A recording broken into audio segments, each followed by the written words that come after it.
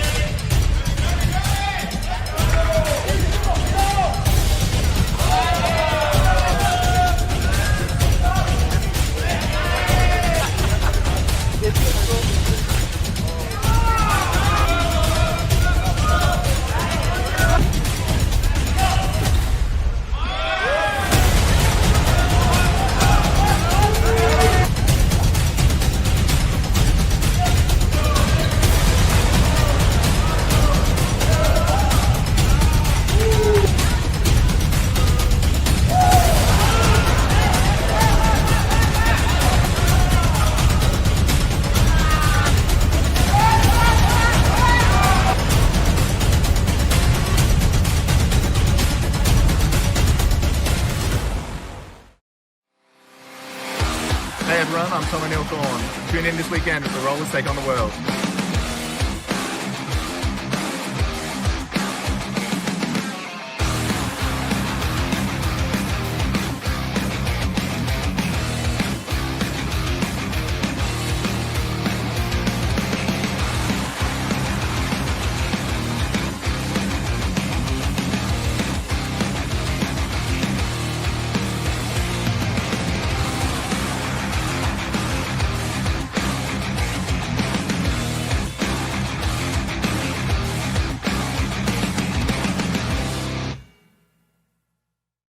Get what you really want with the value-packed Ford Ranger Black Edition 4x4 with bedliner, 12-inch touchscreen, 17-inch alloys and all-terrain tyres. All from just $53K drive away. Get the Ranger Black Edition at participating Ford dealers.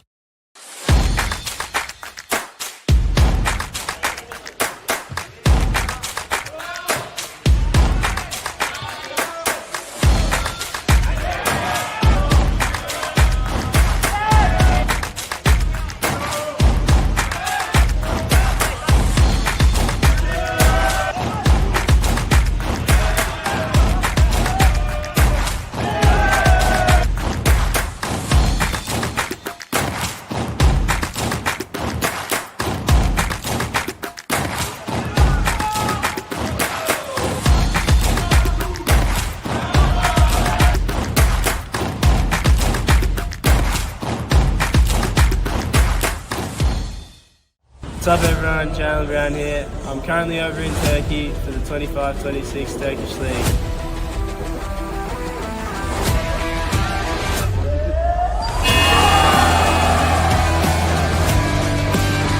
I'm excited to get back and kick off this new era of wheelchair basketball with you all. The 2026 season is going to be something special.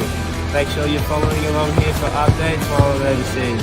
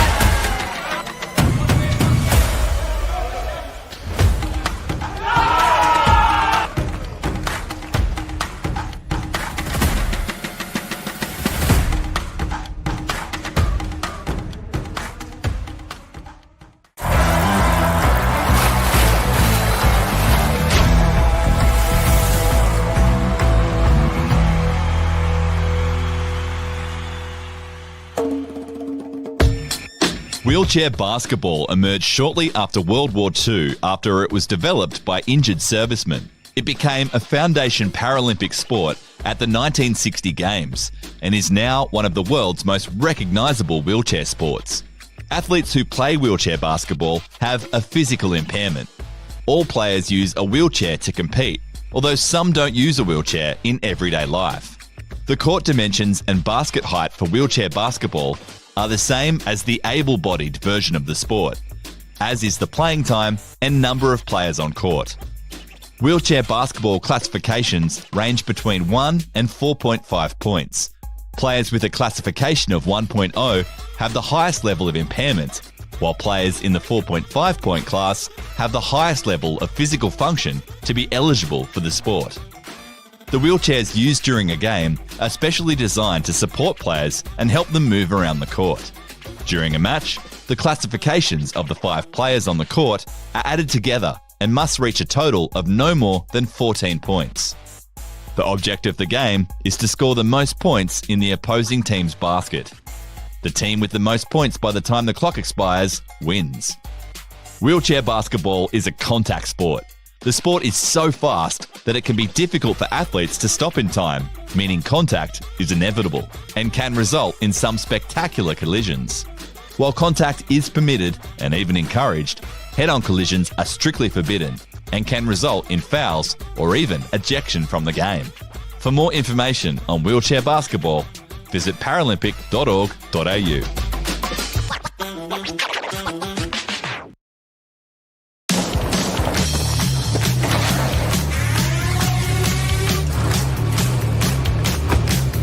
Get what you really want with the new look Ford Ranger Wild Track.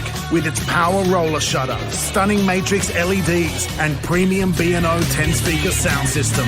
And you'll also get a 4K fuel card. That's 4K to take you on even bigger adventures. Available at your participating Ford dealer now.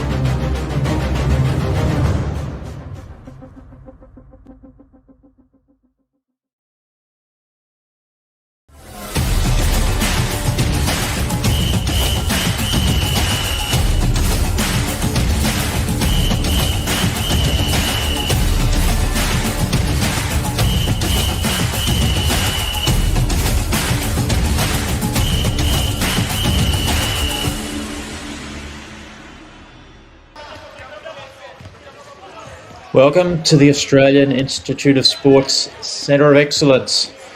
It's semi-final number 2 in the Rollers against the World Challenge. Australia warming up on the right-hand side of your screen in the gold singlets. They're going to take on Italy in the royal blue.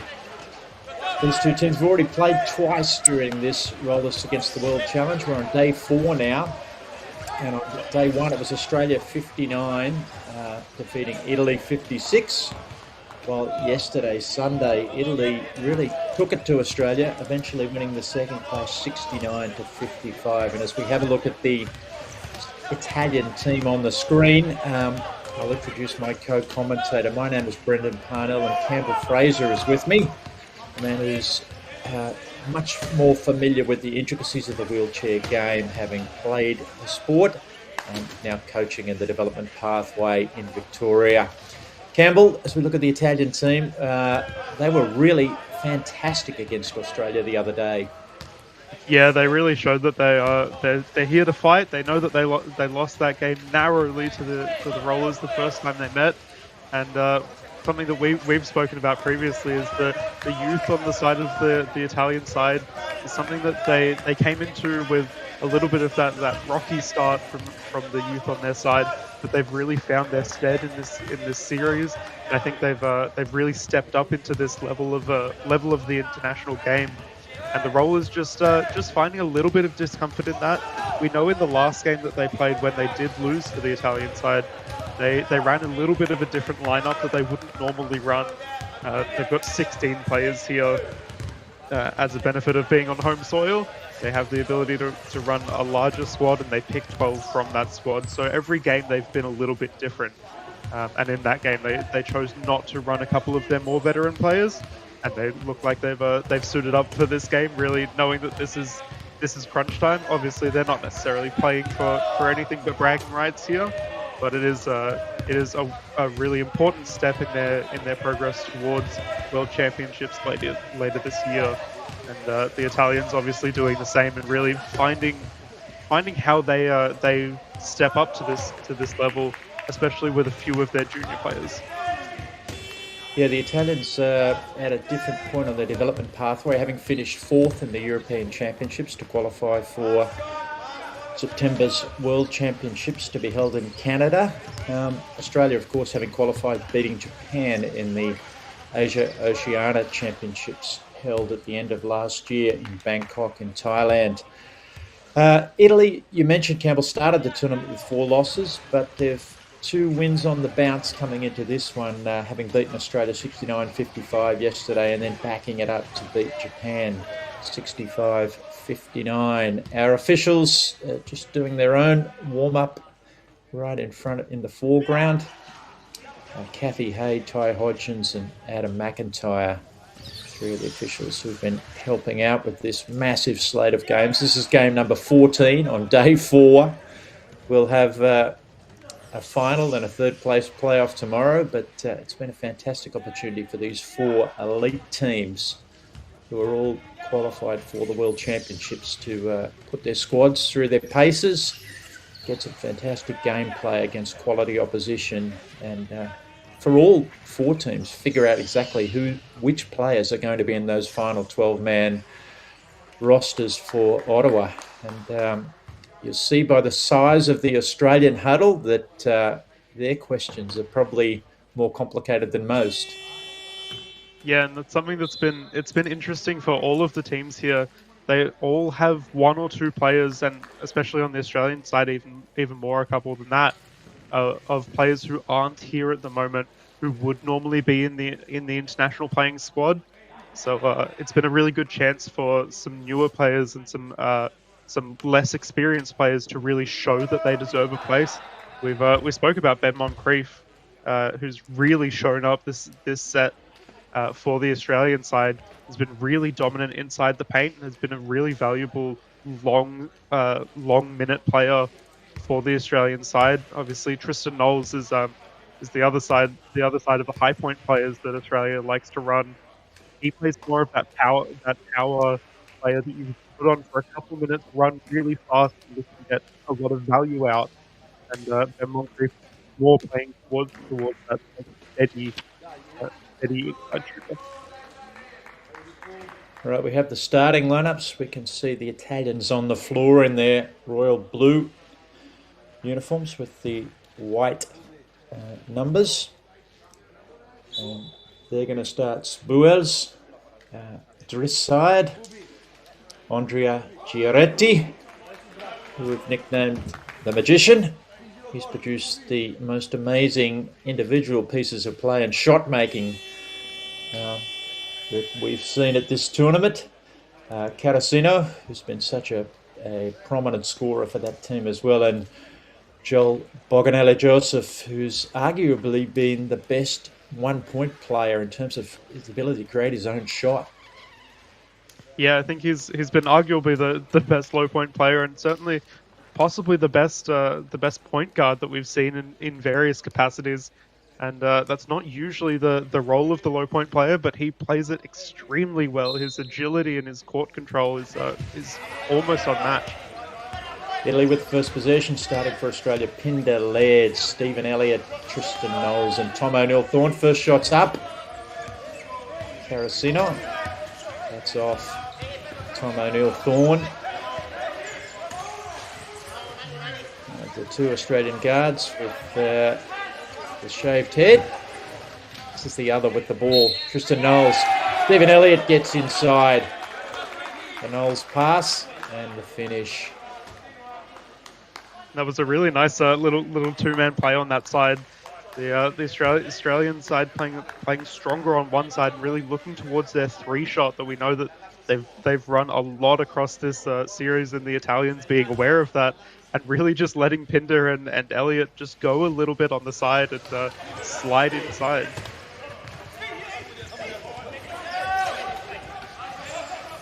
Free throws off. Giaretti makes his way down. O'Neill-Thorne guarding him across to Carasino.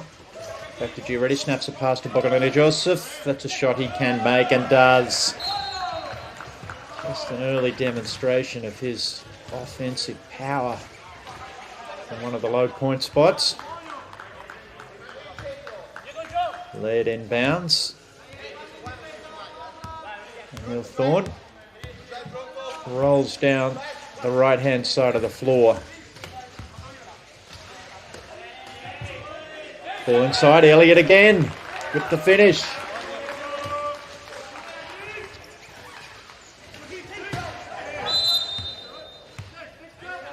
Got a foul.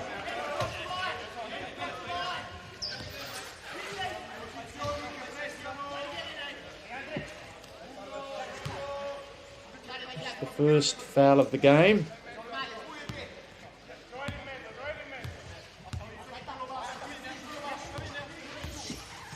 Giaretti down the left-hand side for Italy. Boganelli Joseph skips to Carasino. Knowles comes with the closeout. Pinder, his closeout gets beaten. Boganelli Joseph free throw line. Good again.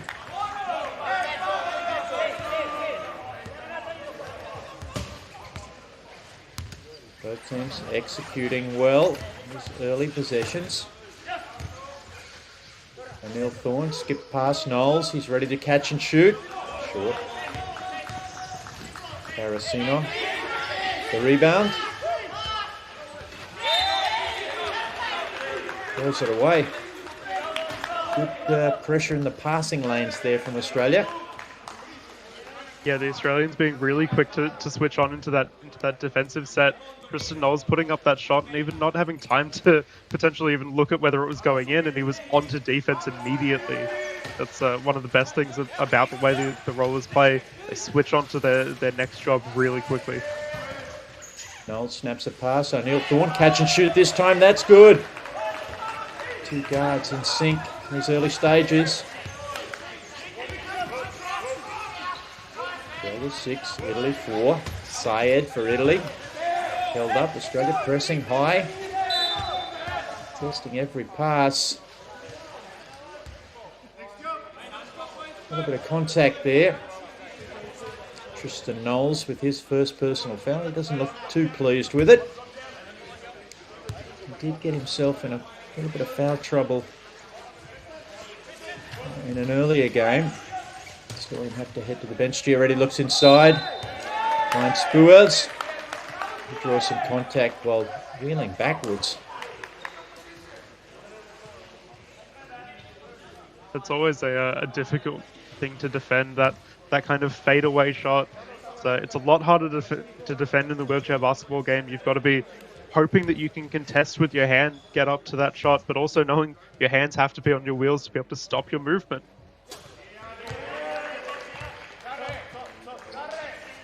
Spuers, one of the younger players in the Italian side, makes the first. This is the second. O'Neill Thorne crashes into his own player there, Frank Pinder. Ethan Laird. Good pass to Knowles. Back to Laird. Finds a cutting Elliott, who throws a no-look pass to Knowles, who's out of his chair, but the Italians are off.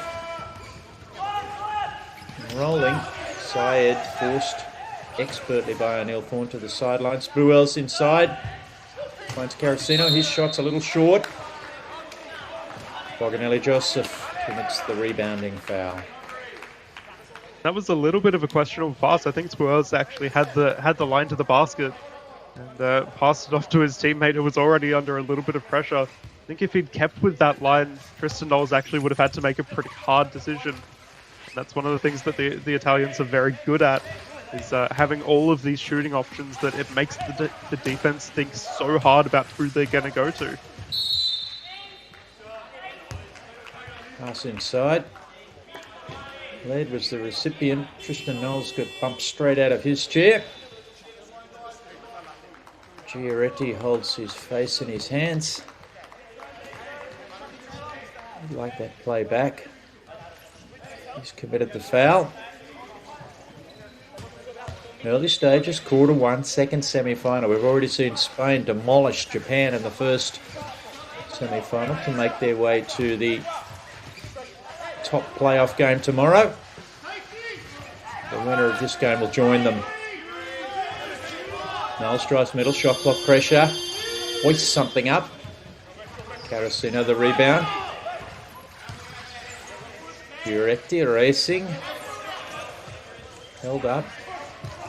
A low dribble. Flips to Carasino. Touch pass inside. Spuels can't get it to go. Gets after the rebound. Elliott gets control of it.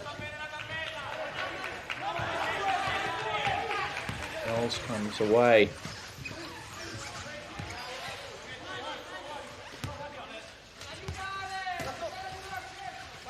O'Neill Thorne curls around, back to Knowles.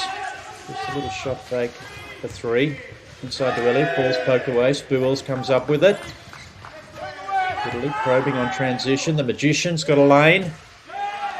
They let him go. Makes the layup. That was smart defense from the Australians, knowing that they didn't have the ability to jump that. And Tristan Knowles just putting a little bit of token pressure on, but really not wanting to draw that second foul already. O'Neill Thorne catch and roll into a three. Boom. It's been an essential part of the Australian offense. O'Neill Thorne's three-point shooting, particularly early in games. Ball skipped ahead by Italy to Giaretti. He calls for calm. Skips across to Syed. Got the Spuels screen there, which enables him to calmly nail a two. Syed in the previous games has been given a few too many opportunities to do that. He's gotten a few outside shots and actually a couple under the basket as well, where he's just been left alone in favour of defending other taller players. Led back to O'Neill Thorne, same place, same result. Boom. Tom O'Neill Thorne, 6 quick points. 8 quick points. Inside Spuels. Giaretti drives baseline, finds some contact. He's so clever once he feels that contact from a defender at manufacturing a shot.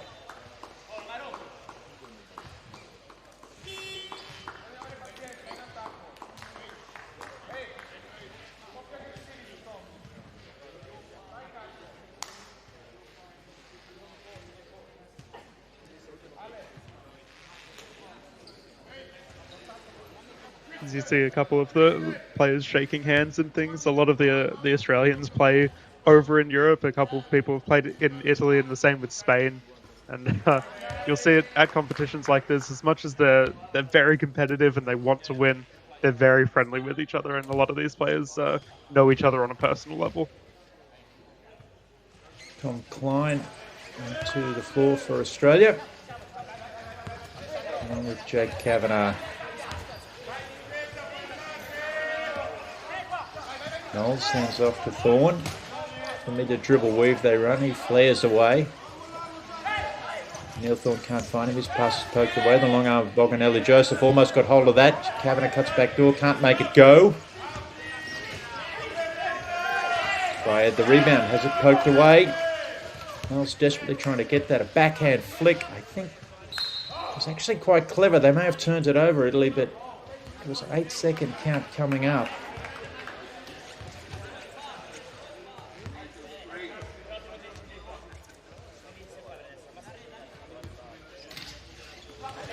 Neil Thorne resets for Australia. Early stages, Australia by just the single point. O'Neill Thorne gets inside, can't get that to go. Giaretti, the rebound. Pushing. Cut off by Kavanagh. He wheels back and forth to stay in front of him. Giaretti, a little bit of contact. Ball rolls out of bounds. Giaretti's disappointed, but he will turn that over. I think he was expecting that the ball might have bounced off Jake Kavanagh's chair, and the contact being pretty hard to deal with. It's hard to ball handle through that contact, but Jake Kavanagh keeping his straight line and straight line defense. Syed, he really anticipated that pass to Knowles, but he arrived before the pass did and clattered into Tristan Knowles. With that, Italy will call the game's first time out. They trail by 1, but it's probably everything we expected given the previous 2 games between these teams, Campbell. Yeah, I think this is exactly what we were hoping for. Obviously, we try to be unbiased, but we are Australian, and the Rollers looking a lot more like what we'd hope. They've had a couple games where they've looked up and down a little bit, but the Italians looking extremely strong. I really like the way they rely on various players across their board. Carasino's been a little bit quiet. He hasn't found his shooting just yet, but obviously we know the powerhouse of Giaretti being extremely strong, and Saeed as well. I really want to give him his moment to shine. That he gets those outside shots and really finds a line to break the Australian defense and kind of cut in that allows Giaretti and Carasino to really work with that space that he creates. You see the camera lingering on the Australian huddle. A familiar face in the background there behind head coach Brad Ness, Sean Norris. Very famous international player for Australia now, making his way through some of the coaching pathways.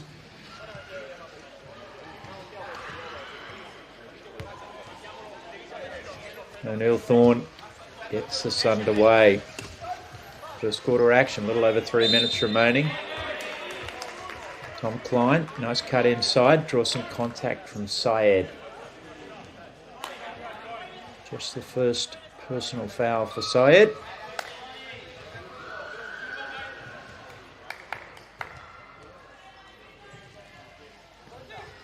Klein will head to the free throw line.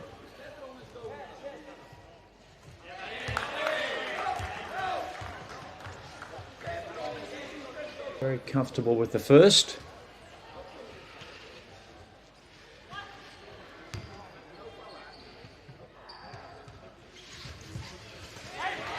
And the second.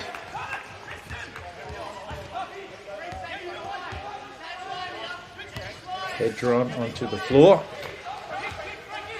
One of the Italian 1-point players. Some 20. Giaretti doing Giaretti things, but unfortunately Carasino this time came to screen and was never really set. Offensive foul. That was unfortunate from Carasino. He actually, Pedron had set him up with a seal under the basket, but he was really looking ahead and looking up at where the ball was rather than where he could drive in. So Neil Thorne throws a no-look flip pass, which sails into the Australian bench. Everybody looking a little bemused there. Passer and intended recipient. Syed for Italy. Carasino just lost his balance there. Official McIntyre quick to stop things.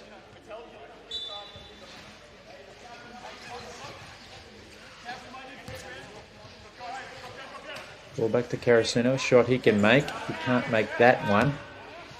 Syed. Back to Puppy, who's on the floor. He strokes that from just inside the three-point line, drawing Italy back in one.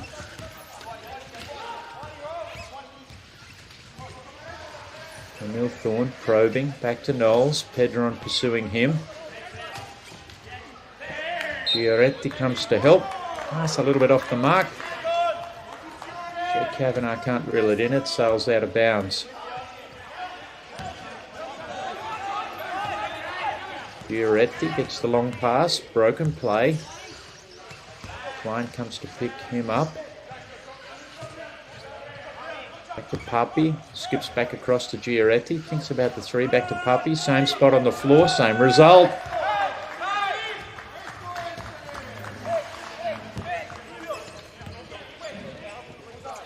Italy get their noses in front.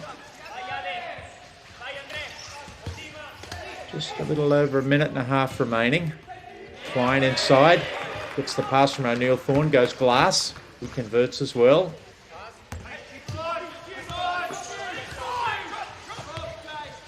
He's got some tricks. Goes in and out with the dribble. Wave dribble.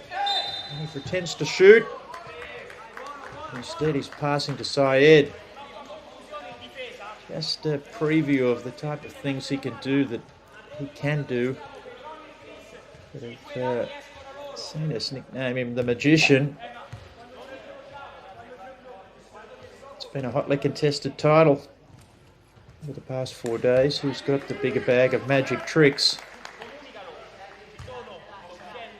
So the thing about Giaretti, he has those fantastic moments. He goes a little bit cold, and potentially that's a little bit of that inexperience coming through. But when he's on, he's absolutely a fantastic player to watch and someone really to focus on in these games. Yeah, I certainly agree with the viewing pleasure part. He's just fun to watch. Knowles now with the ball for Australia. A few players caught in the back. What a bit of a jam up at back screening, and Knowles thinks about three. Defender closes out. Pedron now comes to him, the diminutive Pedron. Can't really get a hand in front of that shot, but Knowles looks a little bemused. He's well short with that.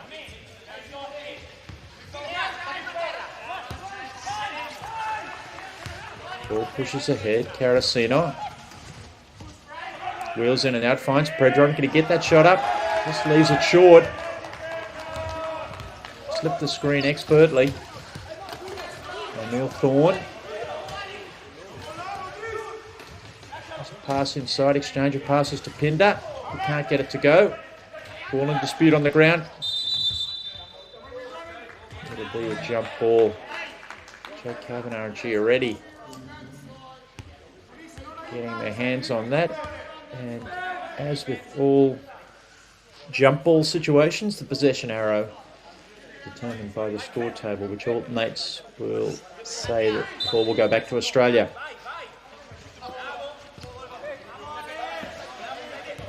There'll be an opportunity for Italy to get the ball back. About a 9 or 10 second differential between shot clock and game clock. O'Neill Thorne drives middle, draws some contact. Sees the shot rim out. But he will have 2 free throws. Giaretti was none too pleased with the contact that he drew there. I think not necessarily disappointed with the call, but just disappointed in himself, in the defense that he enacted there, just pushing in a little too late. And the Australians, they have the pace to really force that contact when the defense is too late. Pleasingly for Giaretti, but that's only his first personal foul. There was a foul that originally looked like it might have been called against him early in the quarter, but it was reapportioned. Ball goes in, Italy with a chance to take the last shot of the quarter. Been quite the arm wrestle. Giaretti snaps a pass.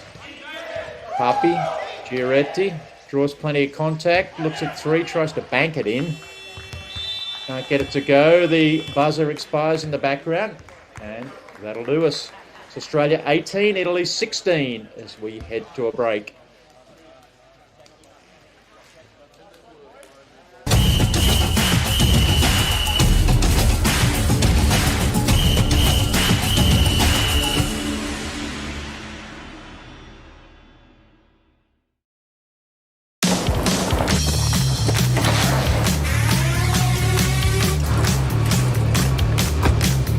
Get what you really want with the new look Ford Ranger Wild Track.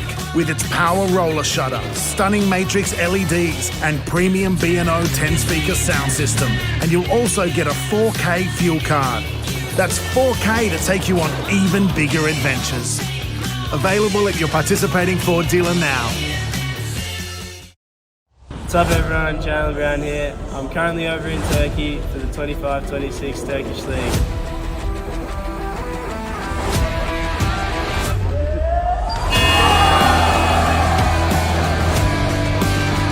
I'm excited to get back and kick off this new era of wheelchair basketball with you all. The 2026 season is going to be something special. Make sure you're following along here for updates while I'm overseas.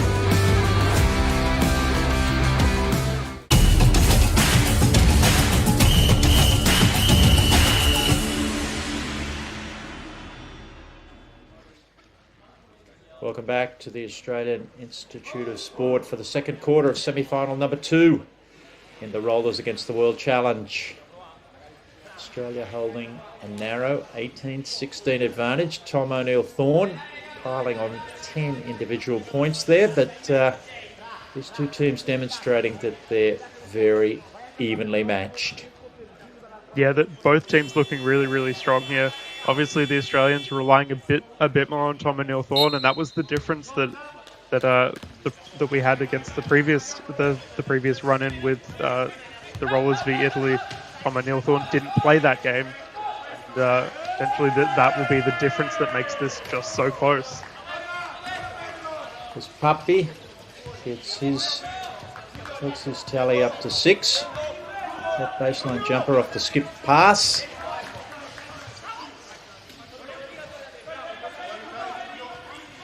Luke Popel onto the floor for Australia. Ball deflected out of bounds. Australia baseline ball. Got 9 seconds to operate here. As Italy choose to make a substitution, a very early one. Just 30 seconds into this second quarter. Boganelli Joseph comes back for Pedron. The 1 point spot. Popel. Ben Moncrief has come onto the floor, taking up his favoured spot. And Encampment, one of those elbows, can't make that shot go. Carasino drives middle, no look pass, Papi. O'Neill-Thorne's aware of the danger he poses there. Back to Carasino. His long 2-point shot is good. High arcing. Popel. Primary ball handler for Australia this possession. Back to O'Neill-Thorne. Moncrief thought about going behind the back. The long arms of Boganelli Joseph were there. It was a wake up to what Moncrief was planning. A clumsy foul from Carasino. Australia was stuck at halfway. There was going to be some shot clock pressure. But he flails away. That'll be his second personal foul. Really not the play that his coach would have wanted. Coach van der Linden looking none too impressed. Yeah, Carasino really hasn't looked as strong in this game so far as we're used to seeing him. Essentially, he just needs that minute to calm down and kind of find himself back into the game, as I imagine he'll come back in very soon. But really just not finding his range either defensively or offensively. Italy dodge a bullet at one end, and Boganelli Joseph. It's that great wingspan. Makes the layup at the other. Popel left unguarded again. We saw that a second ago. He missed one he could make from three. Boganelli Joseph picks him up now. Waves an arm. Popel gets around. Finds a cutting Jake Kavanagh. He finishes. The Rollers have needed Jake Kavanagh to finish under the basket there. He had a couple plays earlier where he wasn't able to convert under the basket, and finally finding that. That's a really valuable thing. He keeps getting that open cut. Syed off the elbow, measures it. Pops in and out. Popel gets hold of the rebound. They're held up in the backcourt, 8 seconds. Probably the pass is pushed ahead. Moncrief can't reel it in. They'll turn it over. Puppy wheels around to avoid going over the baseline. Italy can get into something in the half court. A lob pass. Damashi onto the floor, can't get that to go.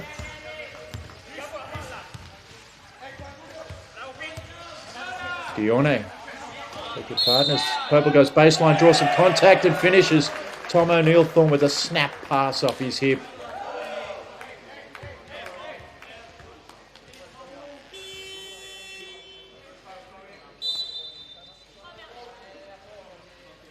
Italy want to talk about it. Early stages, very early stages. Second quarter. The score's tied up. It's almost a chess match in terms of matchups and moves and counter moves, Campbell. Yeah, I think the product of having played a couple times already over this weekend is these teams all get very comfortable with each other and really start to figure out what each other are trying to do. And I think the Italians are particularly doing a very good job at matching up against the Rollers. Ben Moncrief not really able to get anything free as he's previously done in a couple games. And the Australians really holding that pressure in their defensive side. That's one of the hallmarks of their defense is extreme pressure and fast closeouts. They don't like to allow anything open.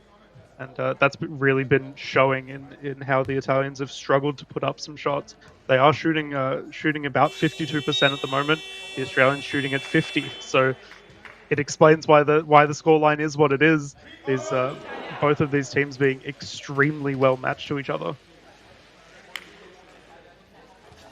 Australia will head back to Luke Popel more specifically. We'll head back to the free throw line. A chance to complete the 3-point play with one free throw.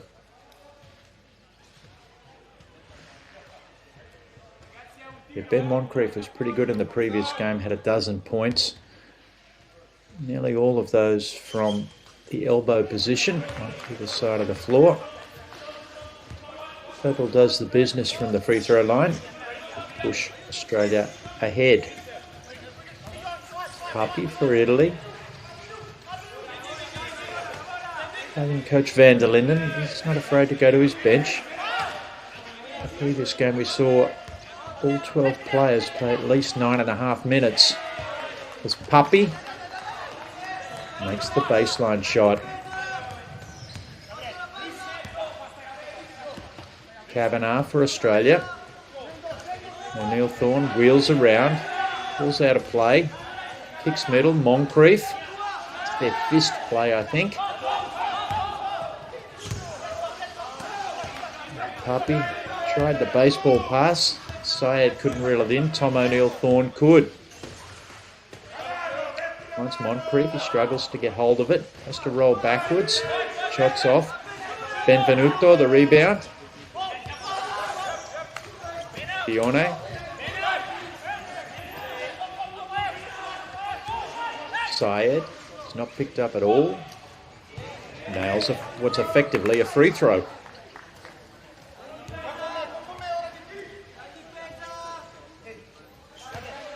Neil Thorne now for Australia. Somebody's going to have to guard him. It's going to be Papi with the help of Syed. They're aware of the three-point threat that he presents. Popel has it stripped away as he's trying to shot fake.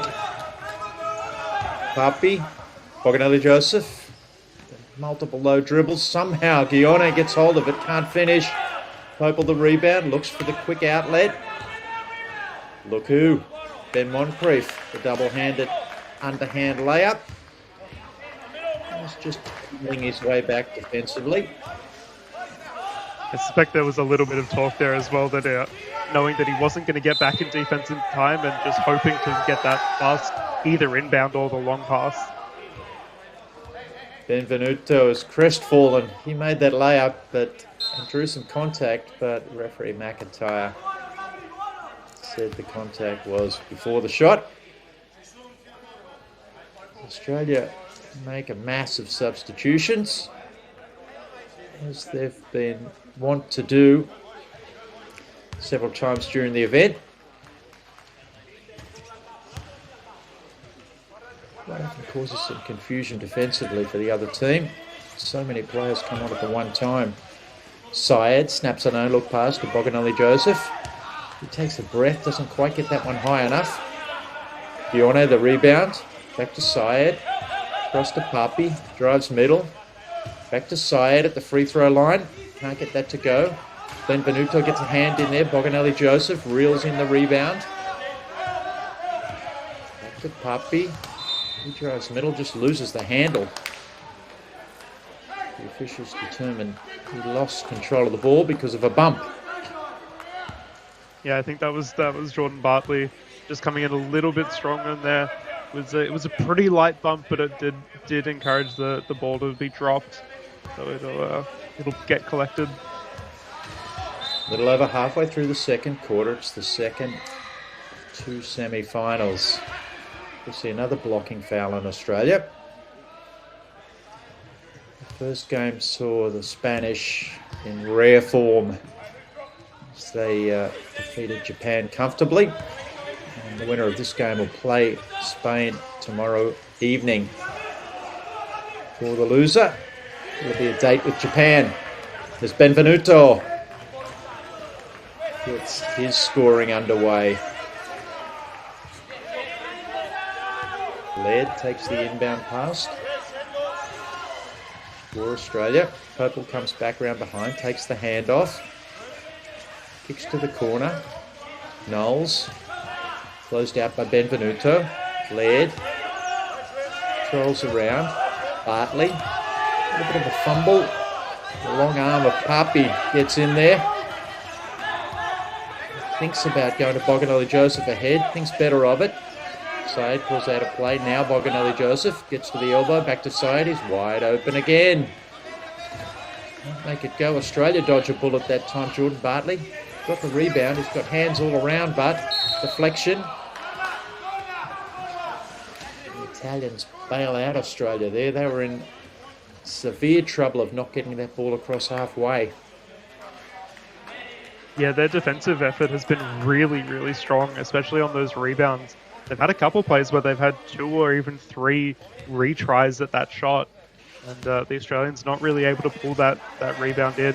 Obviously, that is a factor of having Ben Moncrief on the bench at the moment, as well as Tom Fine. They don't quite have the height and that aggressive draw inside the paint. Touch over, 3 minutes remaining. Referee calls a halt. Syed just out of his chair for a second for Italy. Shot clock will reset to 14.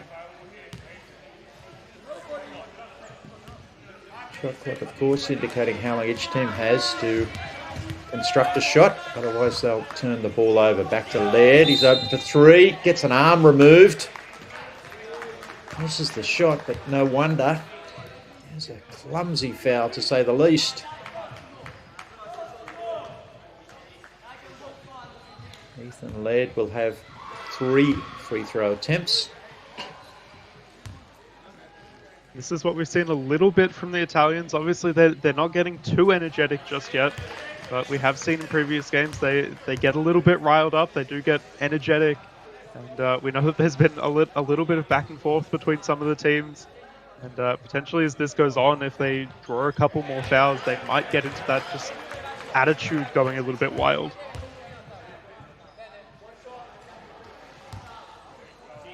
Laird makes the second. And rolls the third in.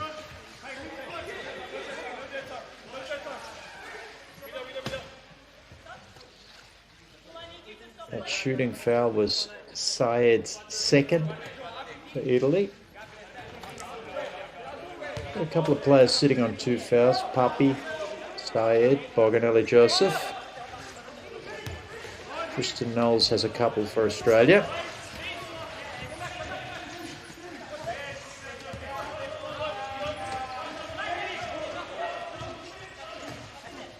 Demaji gets it across to Boganelli Joseph. Papi drives middle. Got a height advantage. Goes glass. Ethan Laird unable to do much about that.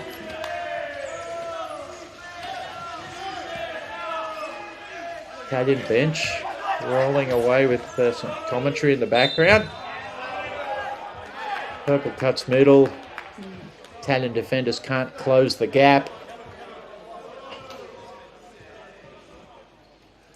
Fouls on Demaji.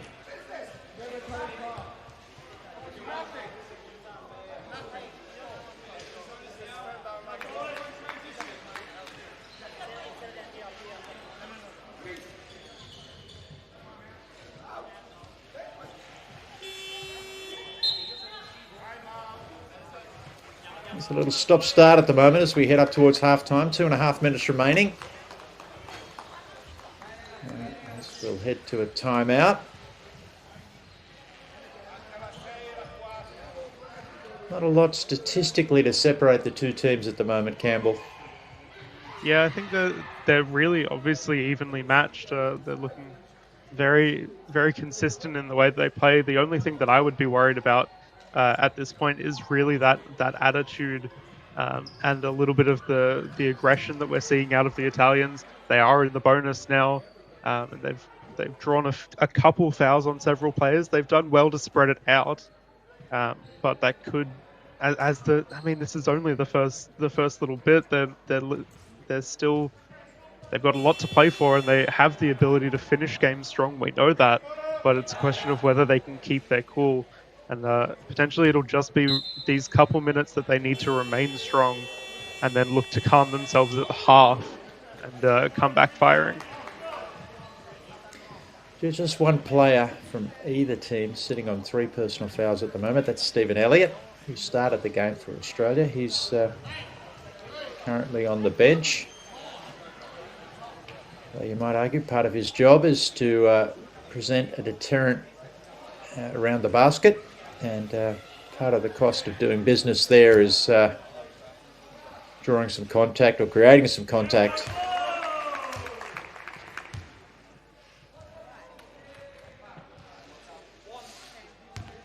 Luke Purple makes the first. This is the second. Benvenuto. The rebound for Italy. Papi kicks ahead.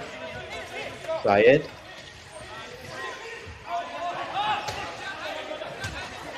It across the floor. Papi expertly maneuvers his chair, gets inside to Benvenuto. He pauses and makes the layup. Laird coming the other way for Australia.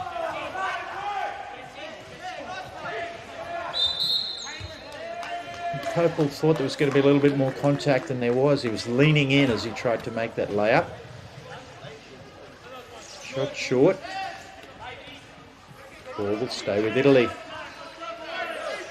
Clock's just ticked down under 2 minutes remaining. Second quarter. It's the second of 2 semi-finals. The winner to move on to play Spain tomorrow. For the loser, it's Japan. Boganelli Joseph. Papi spins around. He's a little off balance when he shot that one. Laird racing the other way for Australia. Bognelli Joseph cuts him off. Popel comes to screen, can't do so. Knowles wide open for three. Shot fake and drive. Draws some contact. Damagi puts his hand to his mouth. Can't believe it. The Italian's in the bonus. Tristan Knowles, one of the best in the business of drawing contact in such situations. You'd have to think of all the Australian players. This is not the one that you want to be sending to the line. I think it's happened a few times across this weekend now that he's been put to the line, and his shooting's been coming and going at other places, but at the line he's been automatic. I'm pleased you didn't affect that, Campbell, as he makes the first.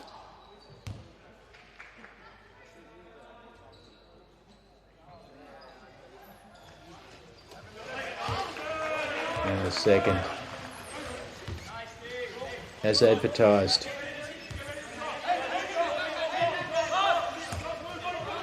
Puppy kicks ahead. He's been content to run this rotation without Carasino or Giaretti for quite a while now. Tristan Knowles raises a hand. Not sure he's aware that's his third. Just really, it's happened a couple of times in this tournament. His aggression defensively can hamstring him a little bit. Damagi wheels around, makes another two. Laird with the ball for Australia. Knowles skips across to Jordan Bartley. Hook pass across to Laird. Tries to get around Puppy, can't do so.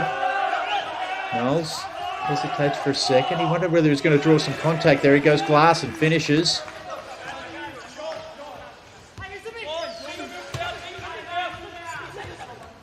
Ridley with the ball back inside the last minute. Nothing really separating these teams first half. Damagi looks inside. Benvenuto reels that in expertly. 3-second call. Italian bench is aghast. I think he was just posted up in there for too long. He got the pass, and if he'd made potentially just a catch release motion, potentially would have got it, but I think he just hesitated on that shot for even a quarter of a second, and that was enough.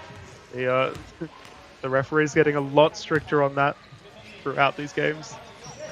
Australia can run this pretty much down. Just about a 3-second differential game clock, shot clock. I think that's, if you're talking quarter of a second, Campbell, that is brutal, the 3-second call. Anyway, we'll move on. Australia looking what they can get. Last shot. Ball skips across. O'Neill Thorne's open. Got the flare screen. Can't get it to go. Damagi. Circus shot from halfway. Doesn't go. Right, that'll do us. Australia 32, Italy 34 at halftime. And we'll be back after a break.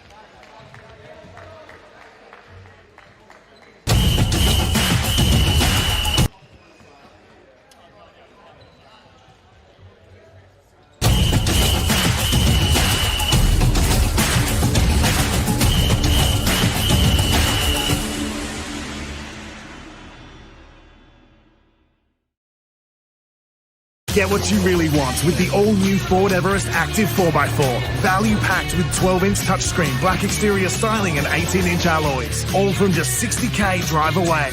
Get the Everest Active at participating Ford dealers. I was really lucky to cross paths with wheelchair basketball when I was 15 years old. I fell in love with the sport. I was doing horse riding and I wanted to play a team sport, and my mum came across wheelchair basketball and I just grew to love it.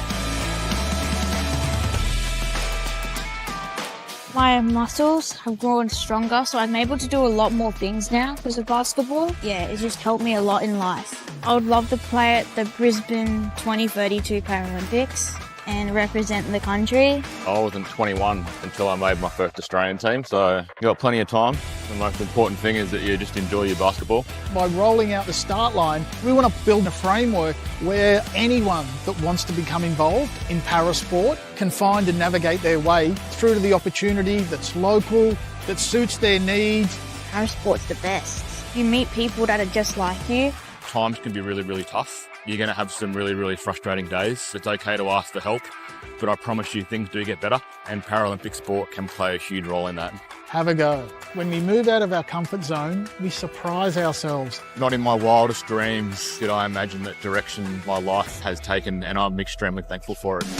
Just try it. You'll just grow to love it, and you could probably play for your country.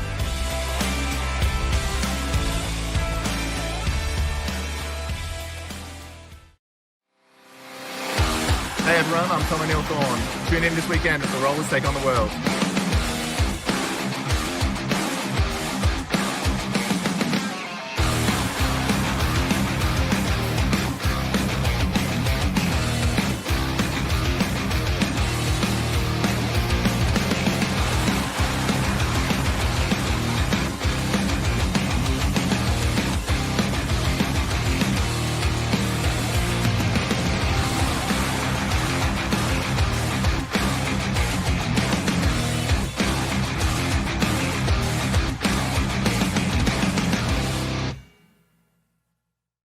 Get what you really want with the all-new Ford Ranger Wolf Track V6, featuring bold styling, 17-inch alloys and all-terrain tyres, all from just $73,000 drive away. Ranger Wolf Track at participating Ford dealers while stocks last. Welcome to this very special occasion, a celebration of the 2000 Australian Paralympic team. It's so great just for everyone to come together and reminisce, and it's like a massive reunion. To be here with everyone's just so special. It makes me almost cry with joy. So wonderful to be back here after 25 years. So many people that got to share such unforgettable memories because it was the first time we had the Paralympic Games in Australia. We all have a bond that can't be broken because we all experience something that is a part of our lives. All of what we're here for, we have to develop the athletes, the kids with disabilities, to believe that they can achieve. Sydney 2000 showed that the Paralympic Games can be as good as a host city chooses to make them. It filled stadiums, it filled arenas. It set the benchmark for the athlete experience. Sydney 2000 changed everything. Let's just take the Paralympic movement to a place where it had never been before.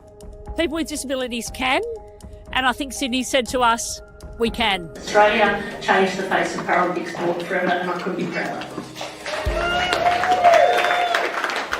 My favourite memory from the Sydney 2000 Paralympic Games was actually carrying the torch into the stadium for the opening ceremony of the Games. Before I was about to carry the torch, there was going to be 2.2 billion television viewers. The advice to the athletes is seize all the opportunity you have. The athletes that assembled here today are an example of the hard work and the legacy that can be left by a group that's come well before you.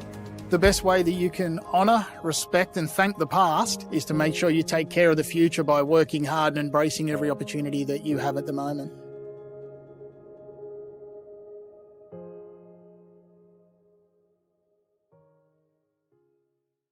What's up everyone, Jalen Brown here. I'm currently over in Turkey for the 25-26 Turkish League.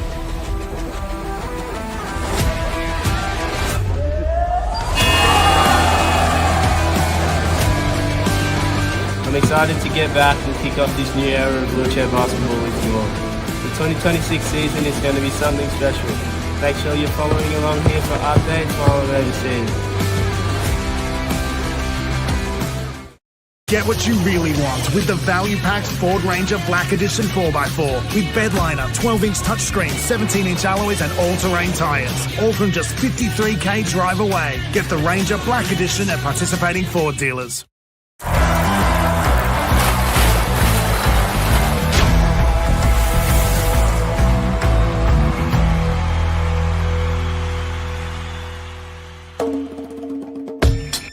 Wheelchair basketball emerged shortly after World War II after it was developed by injured servicemen. It became a foundation Paralympic sport at the 1960 Games and is now one of the world's most recognisable wheelchair sports.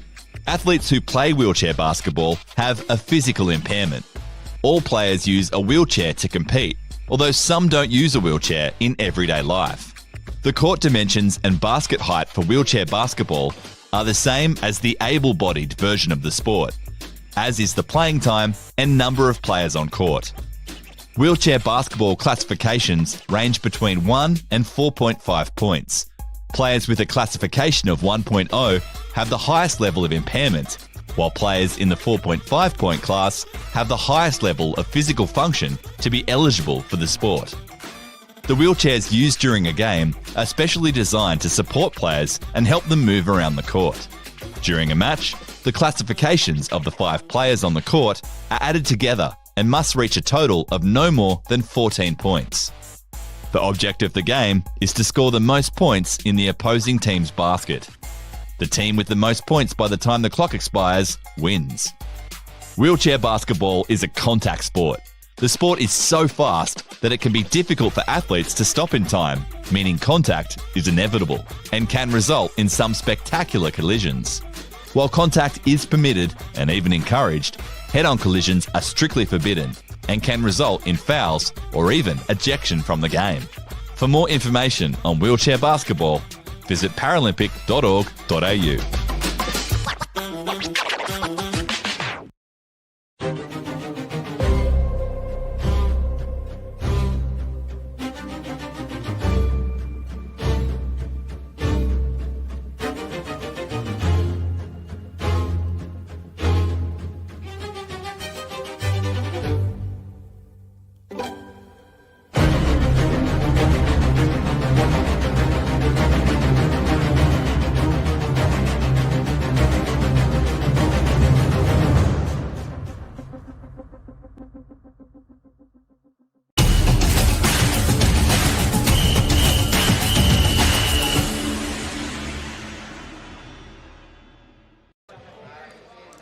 Welcome back to the Australian Institute of Sport in Canberra, Australia, for the second half of the second semi-final of the Rollers against the World Challenge.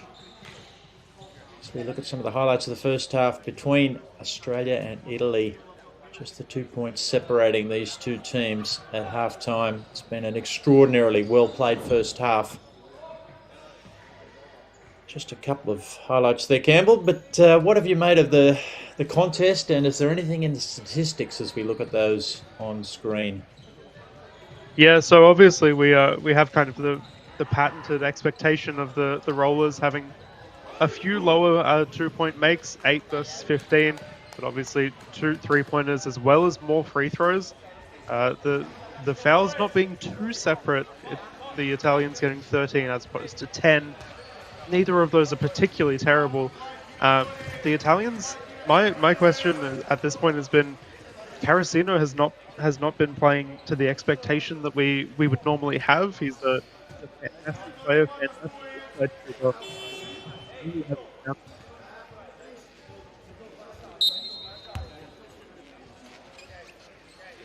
Right, we're underway. Tristan Knowles with the ball for Australia. Australia in the gold uniforms, going from right to left on your screen. Tom O'Neill-Thorne, which is the first shot, and that man Carasino, you mentioned, Campbell's been a little quiet. He has the ball now for Italy. Hands off to Giorgetti. Back to Boganoli Joseph. A little bit of a dribble weave just to get them comfortable. Carasino drives baseline. He's way off again. O'Neill-Thorne, baseball pass, superb. Ethan Lead can't get it to go. He's got a couple of defenders around him. Decides to kick it out. Knowles, short with that shot. Brushed the net. Giorgetti waving hand signals to players down the floor. Takes a dribble, shakes O'Neill-Thorne. Skips to Carasino, who drives middle. Screen and roll. Sayed can't get the first one to go, but he comes underneath the hoop to protect the shot and makes the reverse.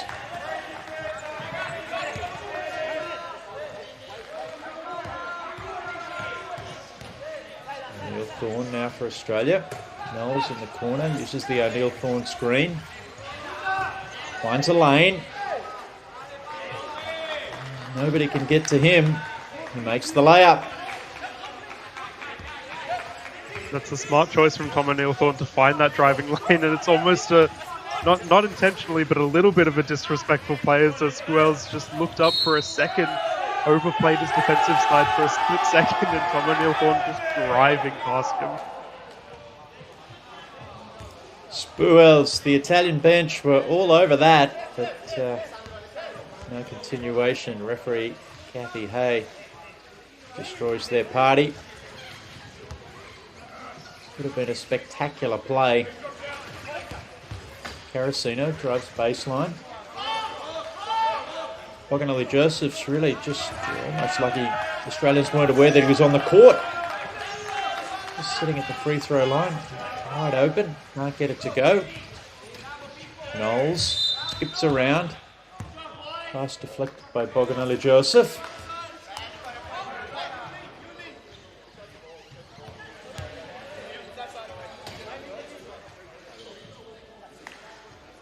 Italian coach Van der Linden, a little frustrated. Stephen Elliott, by the way, picked up his 4th personal foul in that previous offensive possession. Ethan Laird goes boom for 3. The lid's been on the basket for him until now. Take the 2 points, he's up to 5 now. Can be quite the offensive firecracker. Giorgetti, oh no, draws a hand. You saw the reaction straight away from Tristan Knowles. That'll be number 4 for him. He makes his way straight to the Australian bench. Jordan Bartley on replacing him. That makes the equation just that little bit harder for Australia. Carasino to Giorgetti. O'Neill Thorne hedges to come at him. Stays in front. Giorgetti gets around. Gets in the lane. Throws a pass. Spuels can't finish the first one. Does finish the second and draws contact. That's such a nice offensive set from the Italians, knowing that they had the two big man drive and actually had another Saeed sitting behind as the third option for that kick out pass, and really just setting up the Australians into a pretty impossible decision. It was almost a disaster for Australia there. Spuels missed the free throw, but sailed in to get his own offensive rebound, but missed the layup. O'Neill Thorne, middle's cut off. Whacked on the arm, but an offensive foul was assessed before that. Just coming in a little too hot there, Tom O'Neill Thorne.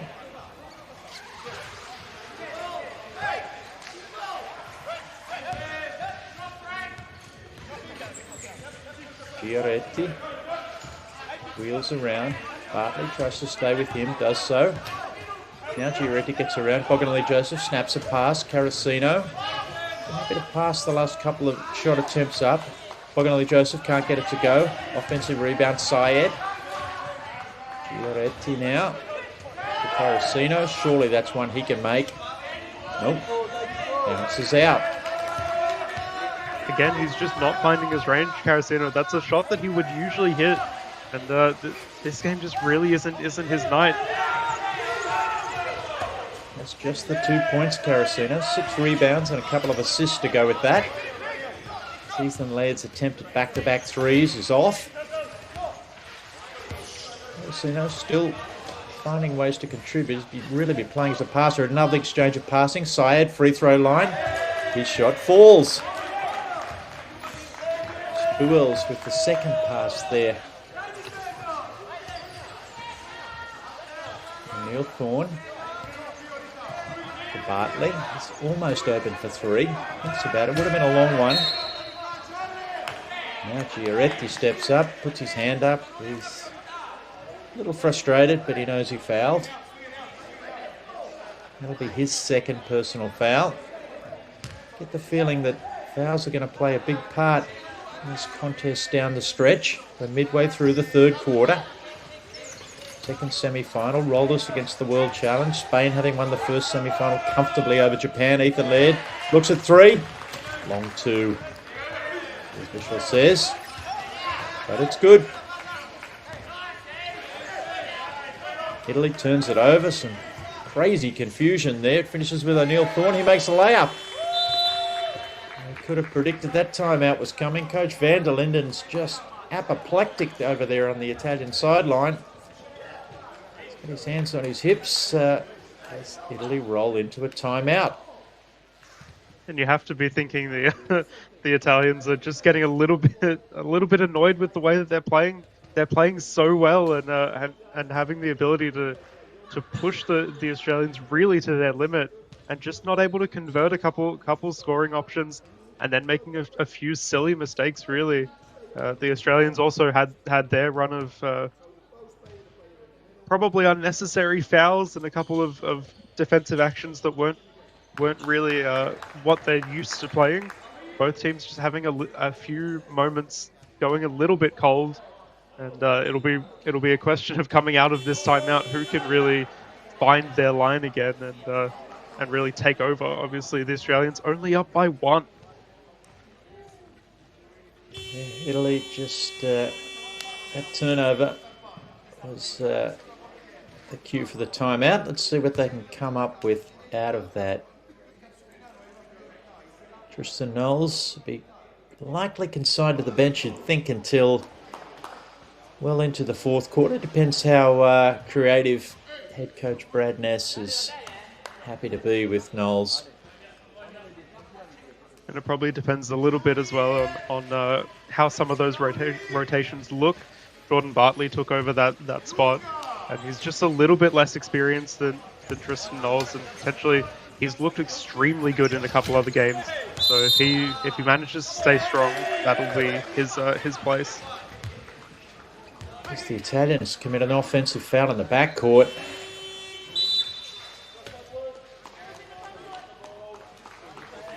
They're not pleased, but I don't think anybody is when you've got the ball and managed to commit a screening foul.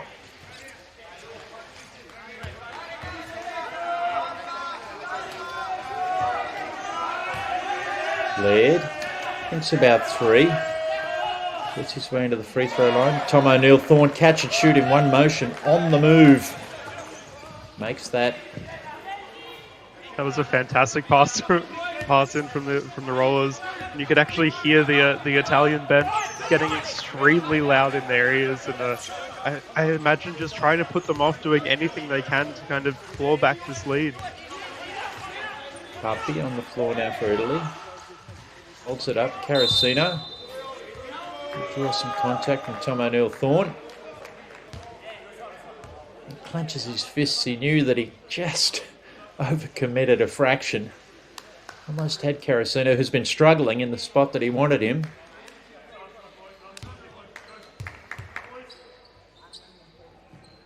Just the second foul for O'Neill Thorne. All five of the Italian players on the floor at the moment have two personal fouls. Puez, Papi, Syed, Carasino, Boganelli Joseph. Both the free throws are good. And Moncrief on the floor for Australia in the long black sleeves. He'll undoubtedly find his way to the elbow. He does so now. Laird looks at the three, hesitates, goes inside. Moncrief had rolled down. Sees another cutter, Jake Kavanagh. The Italians got a hand on that. They're appealing, hand gestures. No video replay, so the ball will stay with Australia. Short shot clock for them. Kavanagh, the trigger man, he just throws it straight to Spuels. And Australia foul in the backcourt. And you can hear just the sheer amount of noise coming from the Italian bench. They were absolutely loving that. I think Spuels saw the cutting lane and actually left it open just a little bit, knowing that he had the reach to cut it off. And he was waiting for that pass to come through. can't make the first free throw. Gives a strange signal, like a goal umpire in Australian rules football. 2 fingers up. Might have to ask him about that one later on. This is the second. Moncrief. O'Neill Thorne. Moncrief open for 3. We have seen him make one from there this tournament. The long arm of Syed pokes that away. Pinder gets it back. Shot clock an issue. Bench letting them know. Laird launches a 3. Makes it. Boom.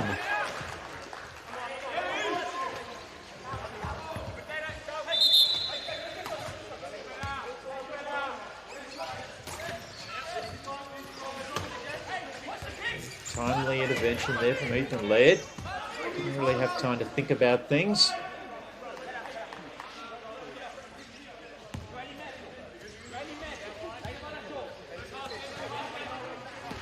Organova Joseph to Carasino. The Italians could really do with some scoring from him now as he gets right to the hoop.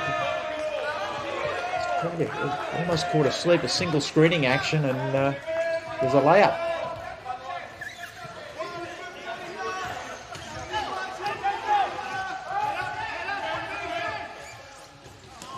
Moncrief clangs it off the underside of the rim, really was going too quickly there to try and control that layup.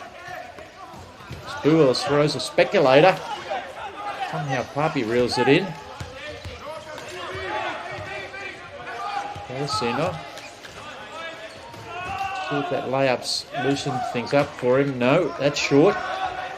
Moncrief, O'Neill Thorne thinks about a long one. Frank Pinder does well to be part of the relay. Ethan Laird.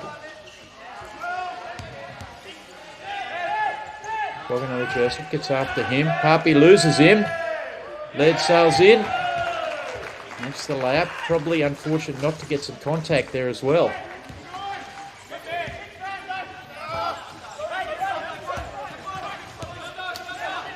Carasino for Italy. Hesitates, he's short again. Everything his shot's been short today. Australia, Laird leaks out, makes another layup.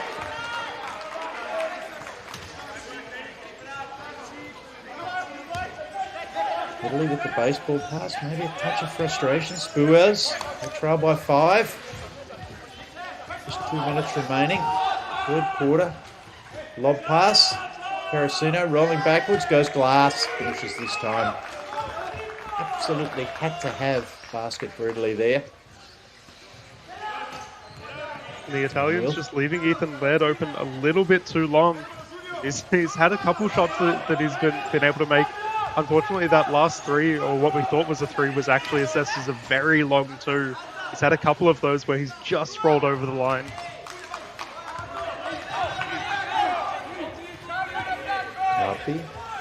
Carasino tucks the ball in. It's bumped by Laird. It's Australia well and truly in the bonus. Carasino knew that, I'm sure. Laird may have forgotten his youthful endeavour.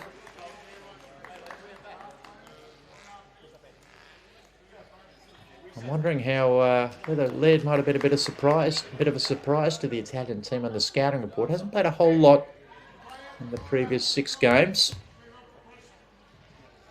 You would hope if they'd scouted a little bit further back and really into the under-23s, Ethan Laird's become a really strong part of that squad for the Australians, and he had a really good showing at the last under-23 Worlds. And he is absolutely a powerhouse in the roller squad.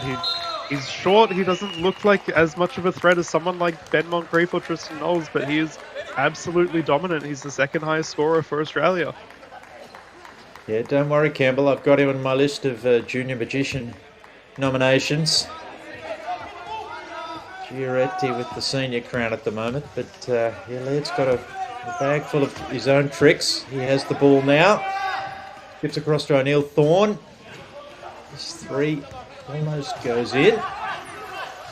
Hops out at the last minute. DiMaggi with the ball for Italy. Kicks ahead. Not sure if Syed saw that pass. He did.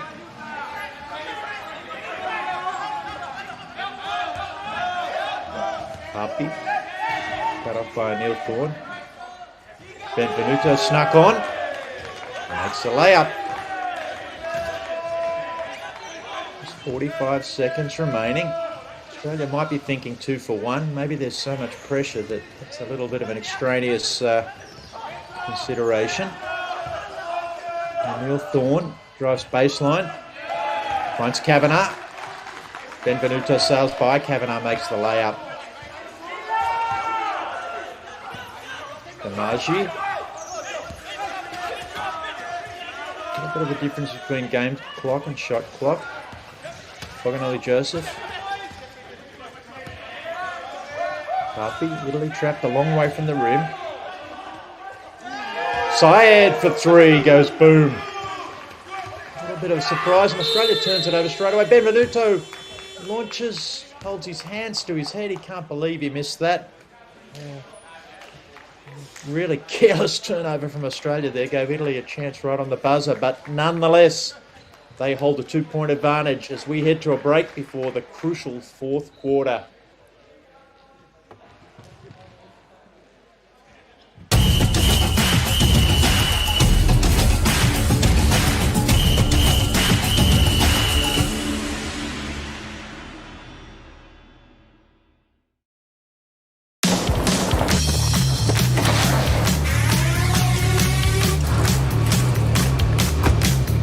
Get what you really want with the new look Ford Ranger Wild Track.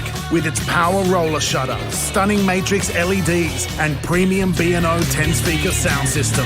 And you'll also get a 4K fuel card.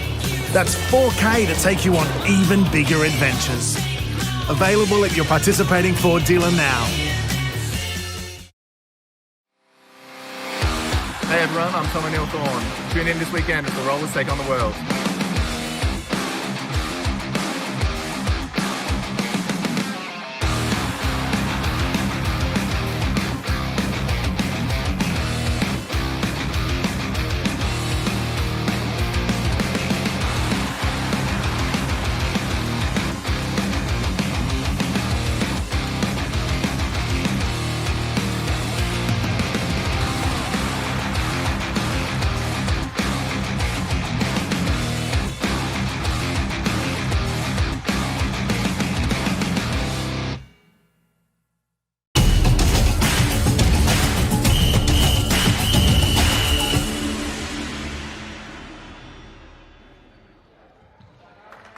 Welcome back to the AUS Centre of Excellence here in Canberra. Couldn't have scripted this one any better, Campbell. It's Italy holding a 2-point advantage.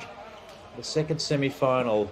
Teams competing for the right to play Spain in the event finale tomorrow. And the Italians were like up and down there. They had a bad patch, but then Australia fell into the same sort of slump, and Italy was able to drag themselves back from behind to lead by 2.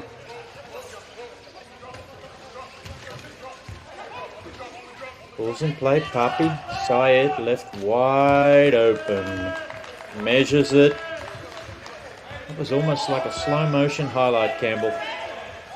Yeah, they really can't be affording any shots from the free throw line at this point. That's been too consistent of a place for the Italians. They've had it so many times in this game where they've just been free sitting up there. Puppy just speeds in and just clangs into Tom O'Neill Thorne. Commits the foul. Pedron back on the floor for Italy. 20. Their low point players. Knowles is back with his 4 fouls. We weren't sure when we're going to see him again. Nice exchange of passing. Sam White can't make the layup, but he didn't catch the rim, unfortunately. Knowles got the rebound, but they were unaware that the shot clock had continued. It's a shot clock violation.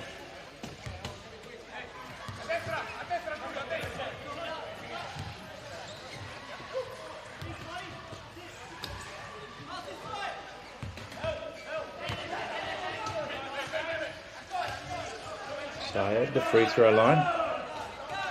Guarded this time. Right, Puppy the left-hand block. Pushes the lead ahead for Italy. Knowles, skip pass. O'Neill Thorne. Back to Knowles. Back to O'Neill Thorne. He gets really a bit of a grenade there. Has to release it.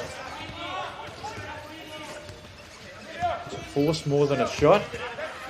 Back on the previous possession. Sam White's been credited with that layup. It wasn't. Shot clock violation apparently.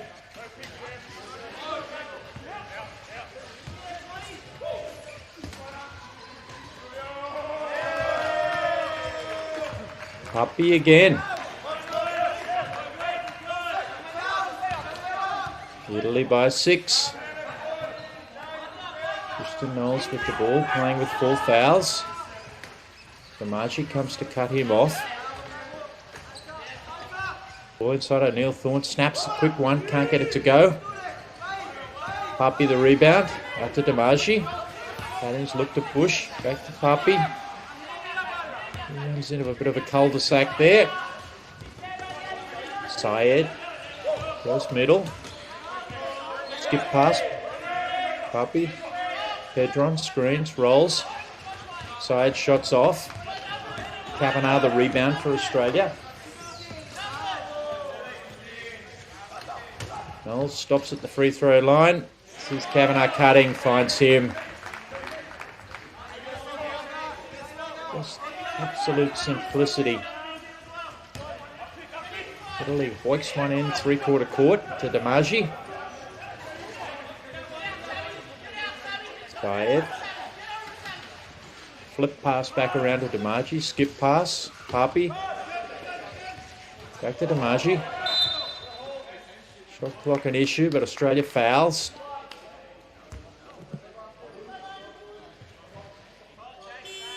The Rollers playing a lot more of their style of defense. This really fast, really in the face kind of jumping defense. It's really shutting down Syed. He's the highest scorer for the Italians at the moment, on par with Papi.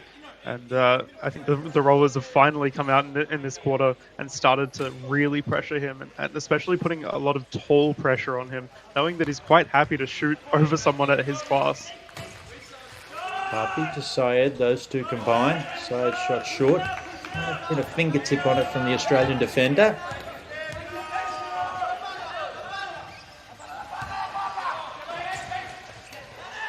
O'Neill Thorne. Moncrief tries to find a pass inside. Knowles is headed to the bench with his 4 fouls. Ball's deflected. Kavanagh.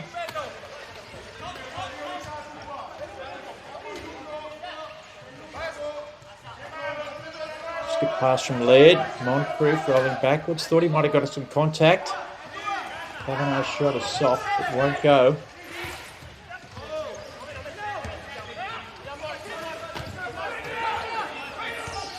Papi for Italy. Still haven't seen Carasino and Giaretti in this last quarter. This lineup's doing a pretty good job, but Demaji, Syed, extra pass, Papi, late. His mid-range shot is good. He's been a little too consistent from that outside shot, that the Rollers potentially just being pressured by the moving defense. He was able to sit out there for a couple seconds without anyone jumping. Laird now, hotly pursued. Syed with the long arm. Laird in a bit of strife. Finds Moncrief, nice exchange of passing. Kavanagh finishes.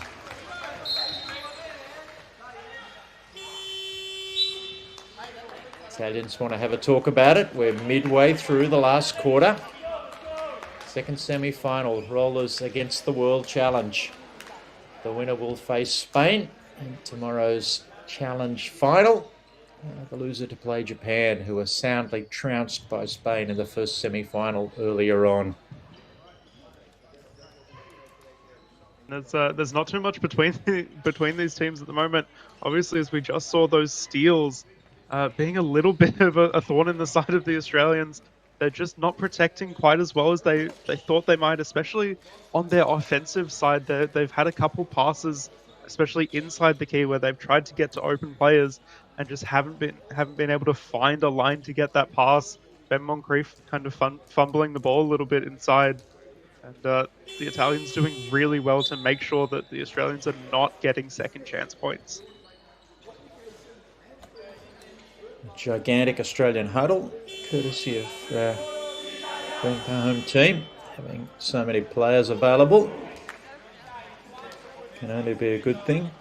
Of course, we'll see all these Australian players in action next weekend, the start of the National Wheelchair Basketball League.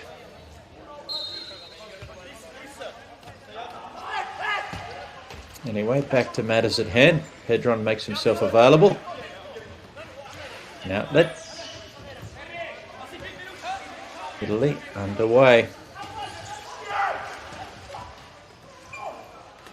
Da Silva Pelizzari. Long pass inside to Maggi, can't finish.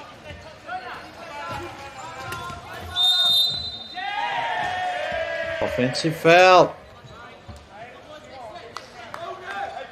You can hear the Italians in the background. They're really getting around it now. The attitude is really growing, and it's a positive one. That's what the Italians really bank on. Once they get going, they're absolutely fiery. Yeah, Forza is the word of choice over there. Syed. Da Silva Pelizzari. Maggi. Calmly nails that. Pedron with the fantastic pin-end screen. Nothing goes unseen. Ethan Laird now, Italy's marching out to 8. Moncrief has it picked off. Syed kicks ahead. Da Silva Pelizzari makes the layup. It shows his displeasure. Let Brad Ness go straight for the timeout buzzer. Italy up by 10 now. And it's been the young lineup, Campbell. We've come to expect Carosino or the Magician to be doing the hard yards scoring-wise, but it's been a mixture of mainly young players. Yeah, I think the credit really goes to Saeed. Obviously, he's the second highest scorer at the moment for the Italians, but his scoring has been so valuable in the timing that it's set and really controlled the pace that occasionally the Australians have looked like they're getting on a bit of a roll, looked like they're getting a bit of pace, and Saeed just calmly comes down, gets a set shot, and really kind of deflates the Rollers. And I think that's what's happening, is the Rollers are just getting a little bit deflated, a little bit annoyed, and kind of being pressured by obviously the amount of sound that's coming at them every time they try to shoot. So it's a difficult thing. Yeah, these extended tournaments / training camps are always interesting exercises. Gives teams a chance to discover some of their identity, figure out how some of the pieces fit in. And Italy, as we mentioned earlier, after 4 losses on the bounce to start, if they manage to hang on here, this would be 3 in a row. And they just look better and better, and using a wide rotation. 12 players seem to have a specific role and able to play major minutes. Maggi, the rebound, kicks ahead. Da Silva Pelizzari, he's really got the jets as well. They challenge a few of those Japanese players in the open court sprint. Offensive foul. Da Silva Pelizzari is just flipping that screen without ever getting set.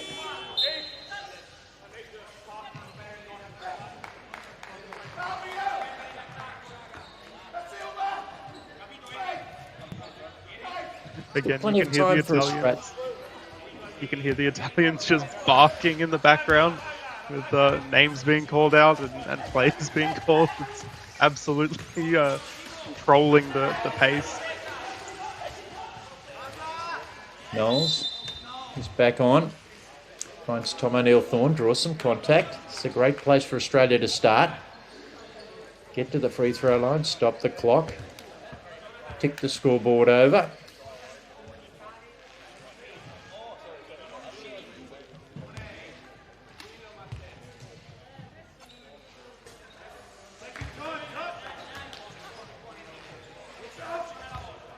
That won't help as much. Tom Thorne a little left on that first free throw. Second one langs off the front of the rim. Italy by 10. Just a little under 3.5 minutes remaining. Fourth quarter. Rollers against the World Challenge. At the moment it's the world in the shape of Italy holding sway. Damagi's fouled.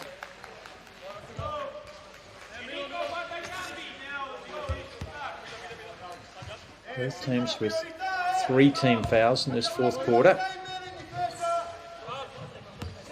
Syed to the Silva Palazzari, gets it back. Damagi, they're happy to use him as an offensive focal point. Shots off to Silva Palazzari, offensive rebound. Syed throws a lob pass.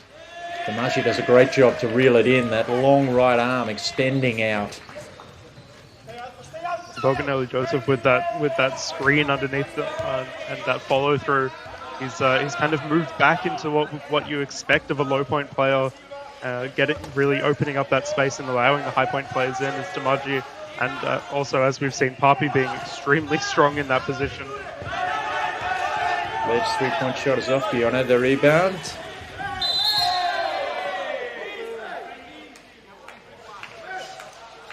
Bit of contact again. Blocking foul called on the Rollers.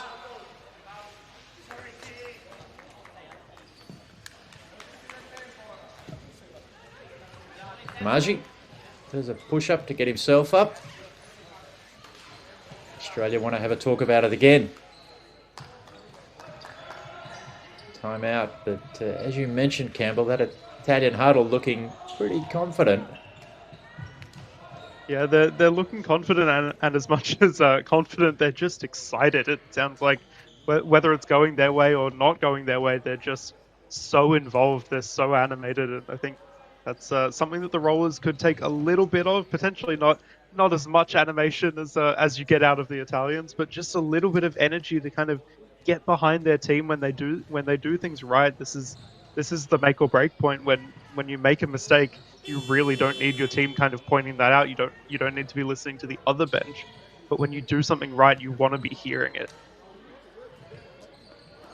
Yeah, having seen the Spanish bench as well, very demonstrative. I can only imagine the European Championships must be a fantastic place to be with so many emotive teams involved. And of course, at least 4 of those European teams will be involved at the World Championships in September. Italy being the 4th qualifier direct qualifier from Europe. Both the repechage tournaments, respective repechage tournaments for the men and women, get underway shortly on tonight, Australian time. Australian women over in Spain in Guadalajara. They'll play Colombia in their first game. Very late time tonight, Australian time. Anyway, back to the men's challenge. Damaji, happy to run some clock, holding the ball, runs a one-man offense. He gets in and pokes the rebound back to his team's advantage. To Silva Palazzari, back to Damaji. Just been the go-to. Ethan Lead can't resist reaching in to try and strip it away. That'll put the Australians in the bonus. It's a pretty effective way to run clock down the stretch, Campbell. They've just exclusively gone to Damaji. Yeah, and the problem is that we know how effective of a shooter he is, and the Rollers can't risk putting him into a position where he's free to shoot, so the fouls will come through. Obviously, that might be an intentional decision to push towards the end of this game, knowing that they'll have the team in bonus and be able to send them to the line if they need to. But it's a difficult thing with 2 players already on 4 fouls currently on the court. The clock you can see on the screen, a little behind. We tick down to 2 minutes remaining now. Australia needs somewhat of a miracle Tristan Knowles, handoff. Ethan Laird. Tristan takes a tumble. This was supposed to come back to him, I think, but obviously he's on the ground. Extravagant no-look pass from Elliott. There's a laser on its way to Knowles. He took some contact. That's the 4th team foul for Italy in this last quarter.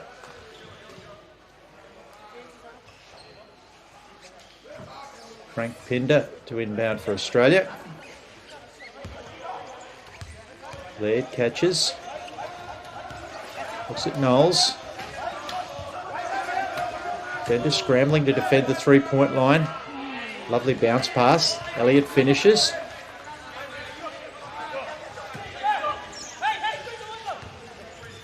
Still plenty to do. Australia tries to push up. Boganelli Joseph appears as the outlet. It's that Mantamagi again. He kicks it back to the Silva Palazzari. Dione on the elbow. Calmly strokes it. He'll just about do it, I think. 13-point advantage, a tick over a minute remaining. Laird back to Knowles. Back to Laird. Marotta denies the 3. Laird, Marotta appears again. Laird shoots anyway. Front of the rim, Boganelli Joseph can't corral it. Elliott does a great job. Ball skips to Popel. Skips back to Laird. Through Knowles, back to Popel. He launches a 3 and cans it. Martin's 10. The time running out. Damagi. Outlets. Dione content to hand off to the Silva Palazzari. Australians don't look like they're going to foul here. Italy content to run clock. Boganelli Joseph launches one, that's off. We're down under 20 seconds. This will be the last shot for Australia, most likely. Knowles. Find a lane. Popel launches another 3. Goes boom again. Nothing wrong with Luke Popel's marksmanship this event. But it's all too little, too late. Italy will just run the clock out now. Boganelli Joseph puts it on the ground behind his back, behind his chair. Hands it off to the official. That'll do it. Italy 70. Australia 63. And Campbell, Italy just coming up with all the answers tonight. Yeah, the Italians having probably their best show of the tournament so far. Every single game they've looked to get better, and really scoring through options that they weren't normally requiring. Said with 14, Apu with 16, Carasino only with 10. We expect him to be a little bit more of a scoring opportunity, but really he didn't need to be. And the Rollers just getting a little bit ahead of themselves, getting a little bit caught out with those fouls. I think that Tristan Knowles being at 4 fouls and having to be subbed out a couple times was really a difficult position for the Rollers to recover from, and they just weren't able to get back into their pace.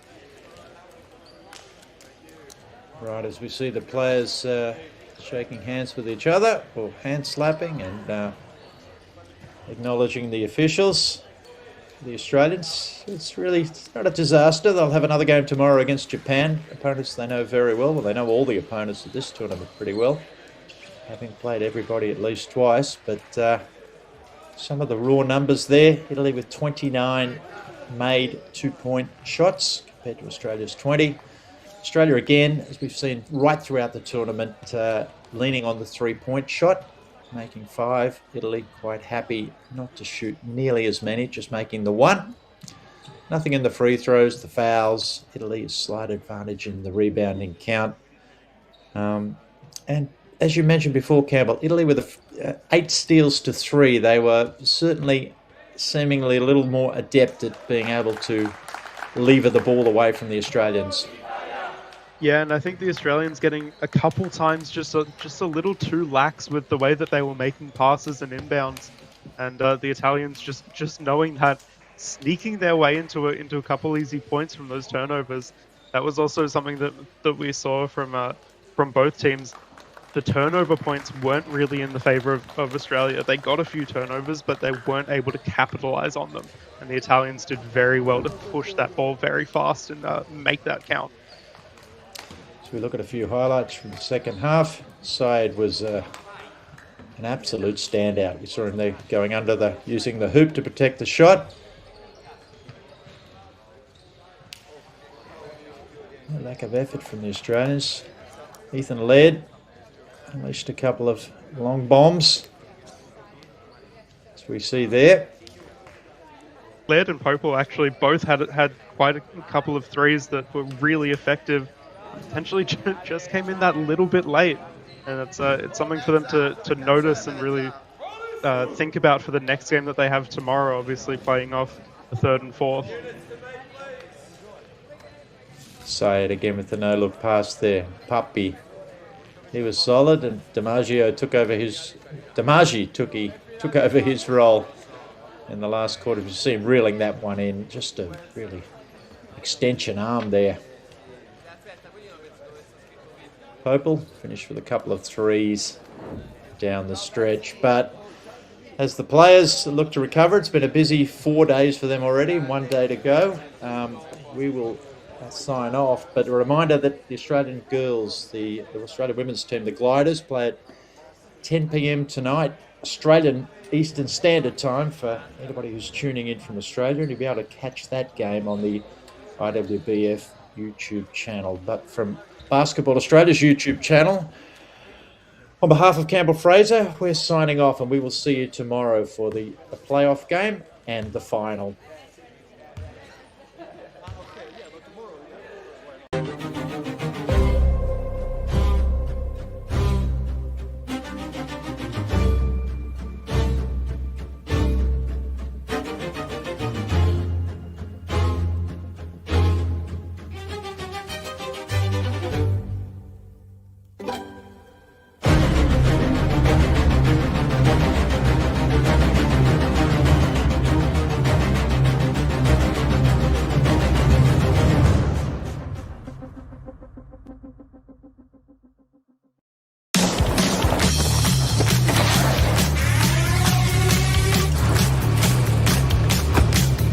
Get what you really want with the new look Ford Ranger Wild Track. With its power roller shutter, stunning matrix LEDs, and premium B&O 10-speaker sound system. And you'll also get a 4K fuel card. That's 4K to take you on even bigger adventures. Available at your participating Ford dealer now. What's up everyone, Jalen Brown here. I'm currently over in Turkey for the 25-26 Turkish League.